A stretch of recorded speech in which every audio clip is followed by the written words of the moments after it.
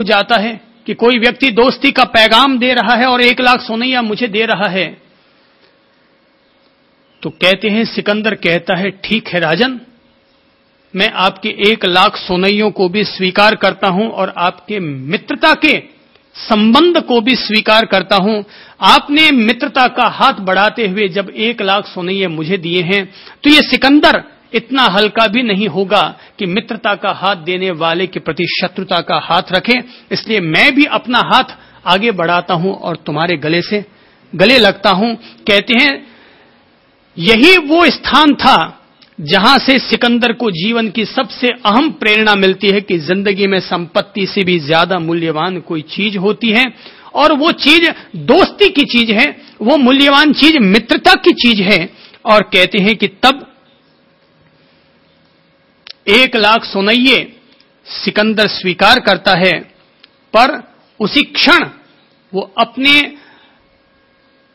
कोषागार को संभालने वाले अपने सेना नायकों को आदेश देता है कि 2 लाख सोनैये मेरे समक्ष उपस्थित किए जाएं। और तब सिकंदर 2 लाख स्वर्ण मुद्राएं तक्षशिला नरेश को बतौर मित्रता के वापस देकर के और फिर वहां से जाता है, ये कहते हुए सिकंदर माना कि वह संपत्ति को लूट लेने के लिए आया है, पर अगर कोई व्यक्ति उसके सामने दोस्ती का हाथ बढ़ाता है तो इतना हल्का भी नहीं है कि दोस्ती के बदले में हिंसा और हत्याएं करता रहे। मैं वापस केवल लेकर नहीं जाऊंगा, वापस देकर जाऊंगा। और अगर मित्रता के नाम पर मैंने 1 लाख लिए हैं, तो वापस उस मित्रता के नाम पर अगर मैंने दुगना न दिया तो फिर मैं विश्व विजेता कैसा? तुम एक सामान्य नरेश होकर के मित्रता के नाम पर तुमने मुझे 1 लाख दे दिए, तो मैं तो तुमसे 100 गुना अगर ज्यादा संपन्न हूं, तो मुझे कम से कम दुगुना तो तुम्हें देना ही चाहिए।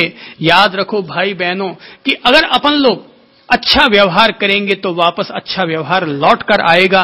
मित्रता का पैगाम किसी के प्रति लेकर जाओगे तो मित्रता का पैगाम वापस मिलेगा। ये तो इस हाथ देना है, उस हाथ से वापस लेना है। दोनों यहां पर व्यवस्थाएं ऐसी ही चलती हैं। और अगर लगता है कि हमने मित्रता का हाथ बढ़ाया और फिर भी सामने वाला झुकने को तैयार न हुआ, तो इसका अर्थ यह हुआ कि अभी भी अहंकार हमारा टूटा नहीं है। जिस तरीके के साथ हमें पेश आना चाहिए था, हम उस तरीके के साथ पेश नहीं आ पाए हैं। पंचशील की तरफ अगर हम बढ़ना चाहते हैं तो पहला त्याग, पहला शील ही यही होगा कि व्यक्ति हिंसा का त्याग करने का संकल्प ले। यह उसका धरातल बनेगा, क्योंकि इसी से ही उसका प्रेम, उसकी करुणा, उसकी दया भावना, उसमें भाईचारे की भावना पनप सकेगी। नहीं तो वही फिर साधना भी करते रहोगे और बात बात में टेढ़ी भी बातें बोलते रहोगे। साधना मार्ग का भी आनंद लेना चाहोगे और मन में आए तब किसी के भी गाल पर चांटा भी मार दोगे। तो फिर भाई वो साधना कब पनपेगी अपन लोगों के जीवन में कि जब जीसस के लिए कहा जाता है कि कोई चांटा तुम्हारे एक गाल पर दे तो तुम अपना दूसरा गाल भी उसकी तरफ बढ़ा दो। जरा सोचो कि अगर अपन लोग पंचशीलों में से हिंसा के त्याग का शील अपने जीवन से नहीं जोड़ेंगे, तो जरा सोचो क्या अपने जीवन में भविष्य में इस तरह की उदारता, इस तरह की करुणा, इस तरह के भाईचारे की भावना क्या कभी पनप सकेगी कि अपने मुंह से ये निकल पड़े। कोई व्यक्ति अगर अपने को एक गाली दे तो अपन वापस ये कहेंगे, कोई बात नहीं साहब, कोई बात नहीं, गाली दे दी तो क्या हो गया। गाली देने पर क्या मिलेगा, उसको अपन क्या देंगे, वापस गाली देंगे ना।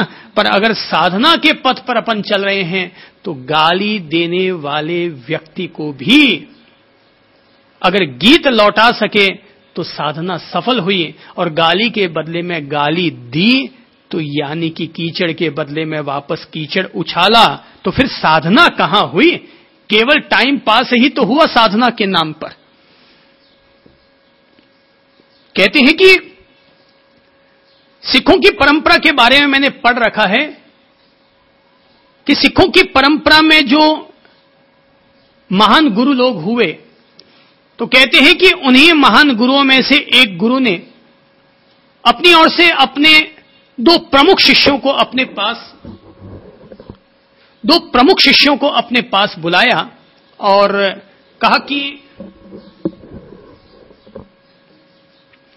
दोनों शिष्यों से कहा कि भाई सामने एक चबूतरा बना दो। दोनों शिष्य तत्काल कार सेवा के लिए लग पड़े। तो सिखों में तो गुरुओं की परंपरा का बहुत महत्व है। गुरु का आदेश यानी कि अंतिम ब्रह्मास्त्र।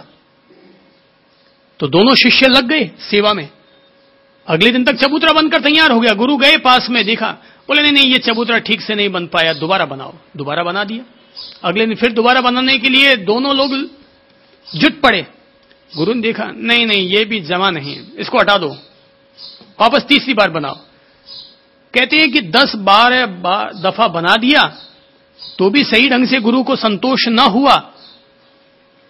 तो आखिर एक शिष्य ने पूछा कि भगवान फिर आप ही बता दीजिए कि आप किस तरह का चाहते हैं, हम वैसा ही बना दें। गुरु ने समझा दिया कि ऐसा नहीं, मैं ऐसा चाहता हूं। ठीक है, अगले दिन से वापस वैसे लग गए।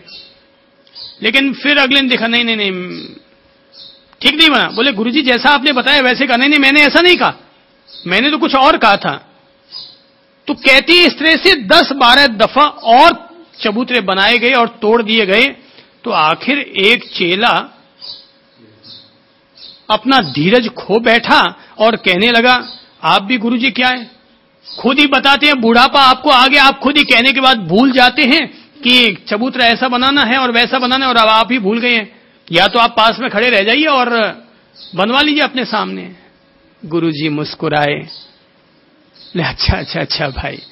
कि तभी दूसरा शिष्य करीब आया, बोले गुरुदेव माफ कीजिएगा, आपने तो सही तरीके से समझाया था पर हम सही ढंग से समझ नहीं पाए, ये गलती हमारी थी। गुरु ने उसकी पीठ थपथपाई और कहा हकीकत में मुझे अपना उत्तराधिकारी घोषित करना था, तो मैं ये देखना चाहता था कि तुम दोनों में से कौन व्यक्ति ऐसा है जो कि सिखों की गुरु परंपरा को थामने का सामर्थ्य अपने भीतर रखता है। मैं तुम्हें अपना उत्तराधिकारी घोषित करता हूं। तो ये जो कहानी पढ़ी है, सिखों के जो चौथे गुरु हुए हैं रामदास जी महाराज, शायद ऐसे ही कुछ नाम होगा, तो उनके बारे में ये कहानी पढ़ने को मिली, जिसका अभिप्राय यह हुआ कि उन्होंने उनकी कसौटी की, धैर्य की परीक्षा की और तब कहीं जाकर के उन्हें उत्तराधिकारी घोषित किया। तो अगर अपन लोग साधना के मार्ग पर चल रहे हैं तो भाई टेढ़े मेढ़े वाक्य सुनने को मिल सकते हैं। अगर गाली के बदले में भी अपन लोग धीरज रखते रहे और फिर भी वही शांति और प्रेम से अगर पेश आए, तब तो माना जाएगा कि अपन लोग साधना पथ के उत्तराधिकारी या साधना पथ के पथिक कहलाने के अधिकारी हैं। और नहीं तो खुद ही निर्णय कर लें कि अपन लोग किस श्रेणी में जाएंगे, रिजेक्टेड हो जाएंगे। जैसे गुरुओं के द्वारा वो चेला रिजेक्ट हो गया था, वैसे ही अपन लोग भी प्रभु के द्वारा रिजेक्ट हो जाएंगे। और जब अंतिम परीक्षा में भी सफल हो गए कि हर हालत में धैर्य, याद रखो साधना के पथ पर चलने वाले व्यक्ति के लिए तो अनिवार्य रूप से धैर्य ही एकमात्र सबसे बड़ा संबल है। यदि अपन लोग अपने जीवन में किसी भी कार्य के साथ धैर्य को अगर जोड़ लेते हैं तो 5 मिनट के लिए धारण किया गया धैर्य हमें 50 मिनट तक अशांत होने से बचा लिया करता है। 5 मिनट के लिए धारण किया गया धैर्य हमें 50 मिनट तक के लिए अशांत होने से बचा लेता है। जैसे कि मान लो कि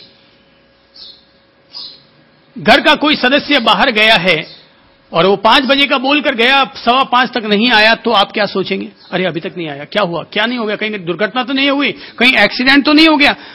अपन लोग उल्टे सीधे कई विचार करने लग जाएंगे। उस समय अपन सब लोगों के जीवन के लिए एक बहुत बड़ी ताकत, बहुत बड़ा संबल है, और वो है धैर्य का संबल कि धीरज धरो। थोड़ा 5 मिनट के लिए धीरज तो धर लो।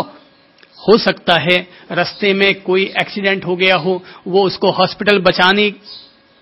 हॉस्पिटल ले जाने के लिए चला गया हो, किसी की सेवा में लग गया हो, अर्थात हम लोग अशुभ पहले सोच लेते हैं जबकि वो कार्य करने गया था शुभ, तो हमारी मनोदशा तो विकृत हो गई। तो ऐसी स्थिति में धीरज जरूरी है, और खास तौर पर एक अच्छा व्यवहार दूसरों को देना है तो धैर्य तब हमारे जीवन के लिए जरूरी बन जाएगा। भगवान श्री कहते हैं कि विपश्यना के मार्ग पर चलने वाले व्यक्ति के भीतर पंचशील जरूरी होने चाहिए, और पंचशीलों में पहला शील है हिंसा का त्याग। मन से, वाणी से, काया से मैं हिंसा नहीं करूंगा, संकल्प पूर्वक मैं हिंसा नहीं करूंगा, कर्कश वाणी का उपयोग नहीं करूंगा, अपने हाथों के द्वारा किसी पर थप्पड़ मुक्के नहीं चलाऊंगा। जैसा कि लोगों में आदत होती है, सड़क पर चलते हैं और सड़क पर चलते चलते किसी गाय पर लाठी मार देते हैं, किसी कुत्ते पर पत्थर फेंक दिया करते हैं, जैसा कि लोगों में आदत हुआ करती है। बैठे हैं और अचानक एक मक्खी आती है, लोग उसको झट से मार देते हैं, या मच्छर आया थोड़ा सा काटा है, लोग उड़ाने के बजाय झट से यूं मारते हैं, भाई उड़ा दो भाई। जैसे तुमने जीने के लिए दिन भर में कई तरह की हिंसाएं की होंगी, भाई अनाज खाते हैं वो भी तो एक हिंसा है, सब्जी खाते हैं भले वो ककड़ी भिंडी ही का ही उपयोग क्यों ना करते हो, पर वो भी तो हिंसा है। एक दिन का जीवन जीने के लिए व्यक्ति को दिन भर में न जाने कितनी तरह की हिंसाएं करनी पड़ती हैं। एक दिन जीने के लिए सुबह से लेकर रात तक कितनी तरह की हिंसाएं करनी पड़ती हैं। एक भोजन बनाते हैं उसमें कितनी तरह की हिंसाएं होती हैं, पर यह मानते हुए कि वह जीने के लिए आवश्यक हिंसा है, तो जो आवश्यक है वो करनी पड़े, जो अनावश्यक है उसका पाप क्यों ढोया जाए। तो मैं जो अहिंसा की बात कर रहा हूं, हिंसा के त्याग की बात कर रहा हूं, मैं छोटे मोटे पहलुओं के लिए नहीं कर रहा हूं, मैं कर रहा हूं इंसानियत के लिए, मानवता का हमारा स्वरूप थोड़ा और बेहतर बन सके, इसके लिए मैं हिंसा के त्याग की बात कर रहा हूं। और खास तौर पर जैसे कि वैर विरोध पाल बैठते हैं, जैसे कि निंदा आलोचना कर बैठते हैं, तो इस तरह की भी ये हिंसाएं हैं। याद रखो, किसी की निंदा आलोचना करना हिंसा है, इसलिए बचो। जैसे कटुवाणी बोलना गलत है ना, वैसे किसी की निंदा आलोचना करना भी गलत है, किसी के प्रति वैर विरोध रखना भी गलत है। प्रेम को अपनाएं, शांति को अपनाएं, क्षमा को अपनाएं। अगर हम लोग साधना के मार्ग पर बढ़ना चाहते हैं तो मेरे भाइयों बहनों, मैं ये अनुरोध करना चाहूंगा मैं अपने सभी साधक भाई बहनों से कि अपने आप को पंचशील की तरफ बढ़ाने के लिए पहला मजबूत पाया बना लेना चाहिए कि मैं अहिंसा को आस्था पूर्वक जीऊंगा, अहिंसा को अपनी जीवन